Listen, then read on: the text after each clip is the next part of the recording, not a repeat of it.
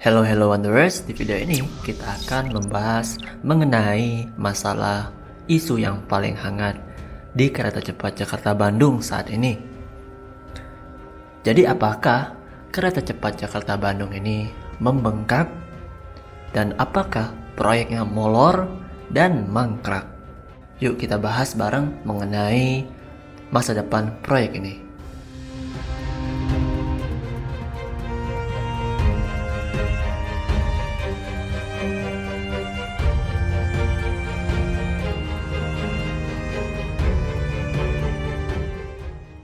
Jadi biaya proyek pembangunan kereta cepat Jakarta-Bandung membengkak.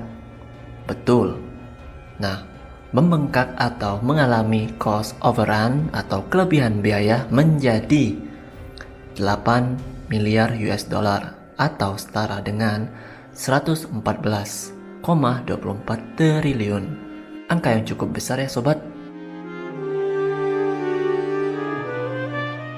Dengan estimasi tersebut artinya terdapat kenaikan sebesar 1.9 billion US dollar atau setara 27 triliun dari rencana awal pembangunan KCJB, yaitu 6 billion US dollar atau kita tahu sekitar 86,5 triliun. Jadi dia naik dari 86 ke 114 triliun. Jadi itulah kenapa terjadinya cost overrun dalam proyek kereta cepat Jakarta-Bandung ini. Penyebabnya sih ada 5, yaitu yang pertama, cost overrun. Kita tahu kelebihan biaya terjadi karena adanya kenaikan biaya konstruksi atau EPC yang bisa disingkat Engineering, Procurement, and Construction mencapai 17 triliun. Kita beri contoh seperti stasiun Padalarang, terus bahan-bahan kereta cepat saat ini, flyover, dan sebagainya lah. Terus kedua, terjadi karena adanya kenaikan biaya pembebasan lahan sebesar 4,2 triliun. Ini dari zaman Majapahit, masih susah banget untuk pembebasan lahan. Jadi sobat maju, kita tahu proyek kereta cepat Jakarta-Bandung ini tidak melewati hutan, tempat yang kosong, pasti melewati pemukiman, pabrik, dan sebagainya. Dan perlu pembebasan lahan juga untuk itu. Dan juga pembebasan lahan ini untuk warga ya.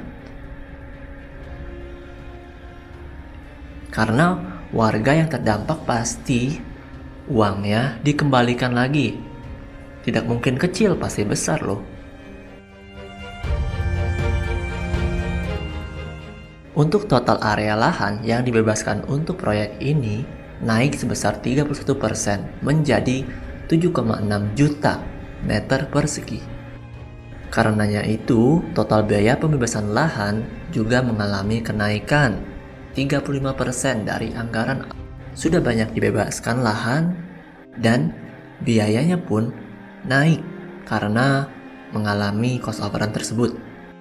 Jadi sobat maju, pembebasan lahan ini cukup rumit karena jalur yang dilalui itu sangat banyak, luas, dan melewati daerah-daerah komersil. Nah, daerah komersil ini bahkan ada beberapa kawasan industri yang perlu dipindahkan, digeser, dan itu cukup mahal untuk penggantiannya.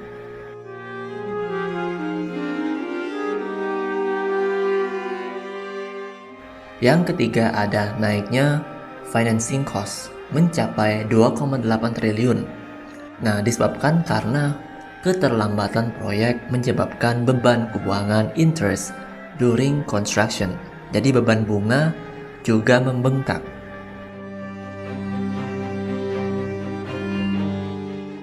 Dan yang keempat ada kenaikan biaya head office dan pra-operasi sebesar 2,8 triliun. Di dalamnya termasuk kenaikan biaya konsultan keuangan, pajak, hukum yang belum dianggarkan. Dengan mundurnya proyek ini tentu saja beban operasi juga meningkat. Yang terakhir, yang kelima, adanya kenaikan biaya lainnya seperti biaya GSMR, dengan Telkomsel untuk keperluan sinyal dan jaringan. Hal ini juga cukup sulit karena dengan panjang 142 km jalur kereta cepat Jakarta-Bandung ini membutuhkan kekuatan sinyal yang harus kuat, bagus, karena ini proyek kereta cepat jadi harus berkualiti tinggi. Dari total cost overrun tersebut 27 triliun, komposisinya itu 75% pendanaan berasal dari pinjaman loan dari China Development Bank dan 25% lainnya berasal dari equity antara Indonesia dan China. Jadi porsi 25% itu untuk equity Indonesia itu ada 60% dan Tiongkok itu 40%. Sehingga Indonesia mendapatkan porsi cost overrun sebesar 4,1 triliun. Loh, kok ngutang ke China? Sebenarnya sih ini cuma loan, jadi pihak Indonesia dan China ngutang ke China Development Bank sebesar 75%. Yang 25% itu ya dari masing-masing. Dan jadi itulah kenapa biaya proyek kereta cepat Jakarta-Bandung ini membengkak menjadi 114 triliun dari anggaran awal 86 triliun. Dan apakah proyeknya molor? Tidak molor, tetap jalan dan gaspol. Apakah proyeknya mangkrak? Tidak mangkrak, jalan terus, mulus. Sampai sekarang sedang pemasangan box girder dan pemasangan rel.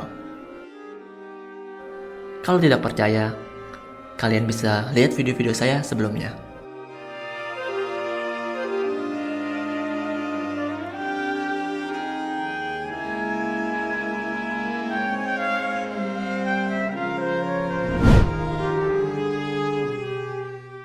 Okay guys, thank you.